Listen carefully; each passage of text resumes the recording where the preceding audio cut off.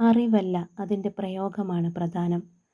മറ്റാർക്കുമില്ലാത്ത അറിവുകളുടെ ശേഖരം പൊതുവിജ്ഞാന മത്സരത്തിൽ സമ്മാനം നേടി തന്നേക്കാം. പക്ഷേ അത് മറ്റാർക്കും ഉപകരിക്കണമെന്നില്ല. ഒന്നും ചെയ്യാതിരിക്കാൻ ആർക്കും കഴിയും. കഴിവുണ്ടായിട്ടും നിലവറയിൽ ഒളിച്ചിരുന്ന് സ്വയം പരിഹസിക്കുന്നവർ ദുർമാതൃകകളാണ്. നല്ല ഉദ്ദേശങ്ങൾ ഉള്ളതുകൊണ്ടോ അവ പ്രസംഗിച്ചതുകൊണ്ടോ മാനവരാശി മാനസാന്തരപ്പെടുകയില്ല. എന്താണ് ചെയ്യേണ്ടതെന്ന് കാണിച്ചു കൊടുക്കണം. നന്മയുള്ളവരുടെ നിശബ്ദതയാണ് തിന്മയുള്ളവരുടെ ശബ്ദമലിനീകരണത്തേക്കാൾ ഭയാനകം. വിചിന്തനവും വിശകലനവുമെല്ലാം പ്രായോഗിക ജീവിതം മെച്ചപ്പെടുത്തുന്നില്ലെങ്കിൽ പിന്നെ എന്താണ് പ്രയോജനം? സമ്പാദിക്കുന്ന അറിവുകൾ ആരെയെങ്കിലും വഴികാട്ടാനോ ഉയർത്തെഴുന്നേൽപ്പിക്കാനോ ഉപകരിക്കുന്നില്ലെങ്കിൽ എന്തിനാണ് അറിവിനു വേണ്ടി കഠിനാധ്വാനം ചെയ്യുന്നത്?